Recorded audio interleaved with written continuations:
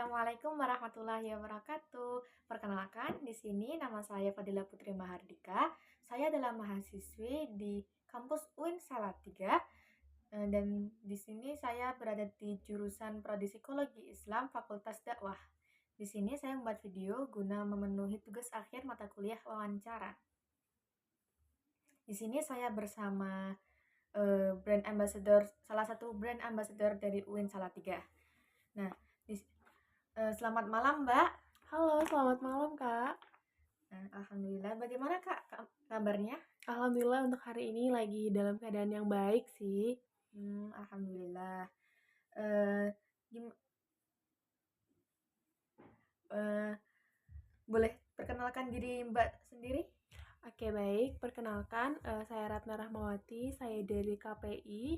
Kebetulan kemarin Alhamdulillah terpilih menjadi salah satu ambasador UIN Salatiga Kampus 2025. Kebetulan saya mahasiswa perantau ya Mbak, jadi saya berasal dari Kabupaten Sukabumi dan tidak asli berdomisili dari Salatiga. Seperti itu. Oke, terima kasih Mbak atas perkenalannya. Nah, di sini saya ingin mewawancarai Mbak tentang bagaimana sih perjalanan Mbak sebagai terpilih menjadi brand ambassador di kampus UIN Salatiga ini. Oke, boleh. Oke Mbak, boleh nggak sih kita tahu motivasi Mbak kenapa mendaftar sebagai brand ambassador kampus dan bagaimana proses seleksi yang Anda jalani? Oke, mungkin lebih ke motivasi saya ya. Motivasi saya tuh sebenarnya tuh lebih ke saya pengen kembali mengikuti kegiatan-kegiatan yang dulu pernah diikutin. Karena kan memang dulu pun juga berkesempatan menjadi ambasador gitu kan. Jadi duta di beberapa instansi dan setelah menjalani kuliah kurang lebih 6 bulan, 4-6 bulan itu saya rasa saya boring karena belum mengikuti kegiatan apapun kan. Nah akhirnya waktu itu ada proses seleksi pendaftaran, saya ikut dan seleksinya tuh kemarin seleksinya cukup lama, sekitar 2 bulanan. Itu pertama juga ada tes seleksi wawasan, kita mengerjakan tes tulis, lalu juga kita ada seleksi wawancara, ada juga pembinaan. Kemarin ada 2 sampai dengan 3 pembinaan dan yang terakhir itu kemarin grand final. Seperti itu, Kak. Waduh, Masya Allah, ternyata agak kompleks ya. Betul. Nah, bisa ceritain nggak Mbak secara spesifik apa aja tanggung jawab utama Anda sebagai BA, baik kegiatan online maupun offline? Kalau misalnya untuk tanggung jawab pasti adalah menjaga nama baik diri sendiri dan juga nama baik kampus ya. Dan tentu sekarang juga alhamdulillah saya dilibatkan di beberapa pengenalan kampus. Juga memang saya ditanggung jawabi untuk dapat memperkenalkan kampus kita itu kepada peserta didik baru nantinya. Karena kan sekarang sudah masuk di masa penerimaan mahasiswa baru ya. Jadi memang sudah harus banyak sosialisasi. Dan memang juga yang namanya seorang duta gitu kan. Sudah Iya. seharusnya mensosialisasikan dari kampus, menjaga nama baik lembaga, juga memberikan kemajuan untuk kampus kita gitu Kak. Oke. Eh, Bagaimana sih Mbak cara Mbak tuh menyeimbangkan peran sebagai BA kampus dengan tugas dan kegiatan akademik Anda sebagai mahasiswa? Oke, kalau misalnya untuk tugas sebagai seorang BA kan memang mungkin karena sekarang itu baru baru banget ya, jadi memang tidak terlalu sibuk, tapi sudah banyak sekali kesibukan-kesibukan yang mungkin kadang tuh mengganggu pembelajaran di akademik. Tapi alhamdulillahnya saya diberikan dosen-dosen yang memang mengerti, sehingga terkadang saya mengambil kelas pengganti di kelas lainnya untuk bisa mengganti mata kuliah yang tidak saya ikuti, seperti itu Kak. Jadi memang harus dimaksimalkan, apalagi kalau ada tugas gitu kan, jangan sampai nunggu dikejar deadline baru dikerjakan. Sekarang sih lebih ke mengembangkan skala prioritasnya di mana gitu sih Kak. Oke. Lalu, menurut Anda, keterampilan atau sifat apa yang paling penting dimiliki oleh seorang BA kampus agar sukses dalam perannya? Kalau menurut saya tuh sikap tenang dan juga tegas, Kak. Karena kan kita sebagai seorang BA tuh dituntut untuk bisa memperlihatkan citra yang baik gitu ya. Apalagi mungkin ketika nanti sedang bertugas, bagaimana caranya kita tetap terlihat tenang, terlihat kind, dan juga terlihat humble. Tapi juga harus tegas ketika memang itu tidak selaras dengan apa yang sudah kami pelajari gitu, Kak. Hmm, Terus, eh, dari semua kegiatan atau proyek yang pernah Mbak lakuin tuh sebagai BA, mana yang paling berkesan dan apa yang Anda pelajari dari proyek tersebut? Kalau misalnya untuk saya saat ini karena memang masih pengenalan ya, kemarin tuh saya dikenalkan dengan dekan dan wakil dekan buat saya tuh sebuah pengalaman yang luar biasa karena itu kan masuknya privilege ya. Tidak semua mahasiswa memiliki kesempatan seperti itu. Saya juga dapat bimbingan langsung dari Ya. Kaprodi untuk bisa berkembang lebih baik lagi dan tentunya saya juga ingin teman-teman yang mungkin belum dapat kesempatan sebagai seorang BA tuh bisa sama-sama berkembang gitu, Kak. Oh, Masya Allah banget ya Kak, kemarin ketemu sama dekan ya.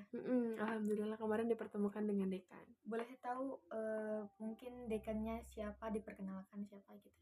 Kalau kemarin tuh karena memang kebetulan lagi ada rapat, jadi aku dikenalin ke dekan, Prof. Adang kan ya, dekan Fakultas Dakwah, terus juga wakil dekannya ada Pak Aziz, juga beberapa kaprodi seperti kaprodi TI, kaprodi MD, Oh, dan memang jajaran pengurus di fakultas seperti sekretaris jurusan, ketua jurusan, seperti itu Kak.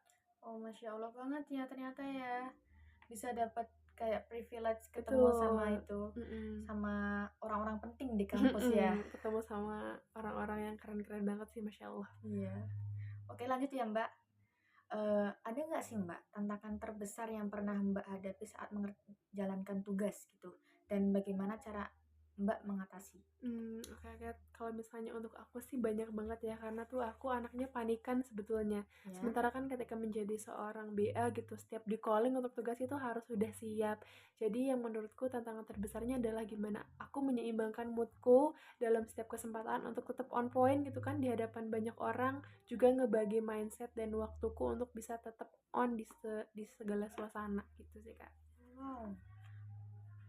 Ternyata itu harus apa namanya? Harus bisa ready banget gitu ya. Siap Harus ready bisa ya. ready karena kemarin pun dikabarin untuk ketemu dekan itu aku nggak dikasih tahu sebelumnya kan diketemukan dengan dekan, tapi waktu itu lagi kelas kan akhirnya kata kaprodiku ini mau ketemu semoga bisa berdiskusi lebih banyak mengenai dari proker karena memang kemarin juga lagi ada rapat hanya diperkenalkan dulu aja gitu. Oke. Gimana sih Mbak pandangan Mbak tentang peran BA kampus untuk berkontribusi secara nyata pada citra atau minat calon mahasiswa terhadap kampus? Kayak kan sekarang juga memang banyak ya pertanyaan tugasnya BA tuh ngapain gitu kan. Iya. Kok kayaknya nggak ada apa namanya hanya jadi pajangan kampus. Padahal sebetulnya kita tuh kalau kata Bomba di Upin Ipin tugas kita lebih dari itu gitu ya. Kita juga memang terbagi di beberapa subbab. Ada yang memang khususnya di culture, di green wasatiyah, terus juga ada yang memang untuk di perlindungan perempuan. Jadi kita punya subbab-subbabnya, ada yang bagian di social campaign, kita memang berfokus di beberapa bagian terutama yang memang sesuai dengan visi dan misi kampus dan juga memang gimana caranya untuk mewujudkan citra baik dari kampus itu sendiri gitu Kak. Oke. Bagus banget Mbak jawabannya Mbak ternyata. Sejak menjadi BA, perubahan atau perkembangan apa yang paling signifikan yang Mbak rasakan pada diri Mbak sendiri, baik dalam hal komunikasi, kepemimpinan, atau kepercayaan diri? Kalau misalnya diri aku pribadi sih sekarang jadi lebih banyak dikenal orang ya. Kayak Ya. tiba-tiba orang kenal, oh ini yang kemarin jadi BA ya. Aduh, Masya Allah Iya kan? banget. Karena kan dulu ya aku maba gitu kan, nggak tahu siapa-siapa. Terus tiba-tiba sekarang ada yang nyapa, ada yang mau berkenalan. Yang mereka tahu aku adalah BA kampus. Itu menurutku pengalaman yang luar biasa. Tapi memang jadi tanggung jawab tersendiri ya. Karena dengan begitu banyak orang yang tahu, dari diri kita, kita pun harus bisa menjaga nama baik kita. Apalagi sekarang di belakang namaku tuh ada nama kampus gitu. Jadi Iya. harus benar-benar bisa menjaga nama baik diri sendiri maupun nama baik kampus gitu Kak. Oke. Untuk interaksi publik ya, Mm-mm. bagaimana sih Mbak Anda berinteraksi dengan audiens yang berbeda? Misalnya ya, calon mahasiswa, orang tua, atau alumni, atau media sosial saat mewakili kampus. Oke. Kan setiap orang tuh pasti punya karakter yang beda-beda ya, apalagi memang kalau misalnya kita berhadapan dengan orang tua dan anak-anak itu jelas beda pendekatannya. Kalau ngomongin media sosial, wah itu bener-bener kompleks gitu kan. Salah sedikit aja kita bisa digoreng langsung Oh iya. di media sosialnya. Jadi menurutku itu harus pintar-pintar menyesuaikan situasi dan kondisi. Ketika memang berhadapannya adalah dengan orang tua, apalagi mungkin orang tua yang mau menitipkan anaknya di UIN Salatiga, jelas apa yang harus kita kedepankan adalah positifnya dari kampus dan juga memang kampus ini kan sangat amat mendukung dan melindungi mahasiswa dan mahasiswinya gitu. Jadi yang pasti kita lakukan pendekatannya adalah langsung mengenai dari kampus itu sendiri. Sementara kalau misalnya anak muda tuh kan biasanya sukanya pengen tahu prospek kedepannya seperti apa, terus juga pengen tahu kampusnya tuh seperti apa. Jadi biasanya kalau pendekatannya adalah dengan yang seumuran kita tuh lebih gampang gitu, lebih lebih ngetren dan lebih gaul lah. Sementara kalau yang di media sosial tuh harus benar-benar menjaga citra baik sih menurut saya, karena media sosial itu bagaikan pisau bermata dua ya, bisa mengarahkan ke yang baik dan juga yang buruk.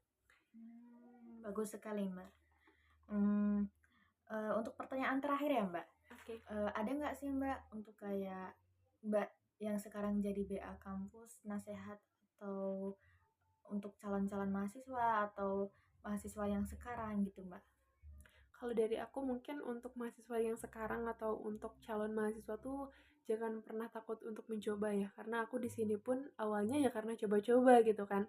Karena kita tuh nggak pernah tahu kapan kesempatan bakal datang ke kita. Yang harus kita lakuin adalah ya memanfaatkan sebaik-baiknya kesempatan tersebut gitu kan. Oke, jadi intinya tuh kayak kalau ada kesempatan, ayolah kita coba Harus gitu. dicoba apapun kedepannya ya kita coba dulu aja kan kita nggak ada yang tahu ya rezekinya di Iya. mana. Oh, Masya Allah banget ya Mbak. Oke, mungkin untuk wawancara pada malam hari ini dicukupkan pada beberapa pertanyaan tadi. Terima kasih kepada Mbak karena sudah menyediakan waktunya menjadi sukarelawan atas wawancara saya kali ini. Terima kasih dan selamat malam untuk kalian semua juga. Syukran dari saya. Wassalamualaikum warahmatullahi wabarakatuh.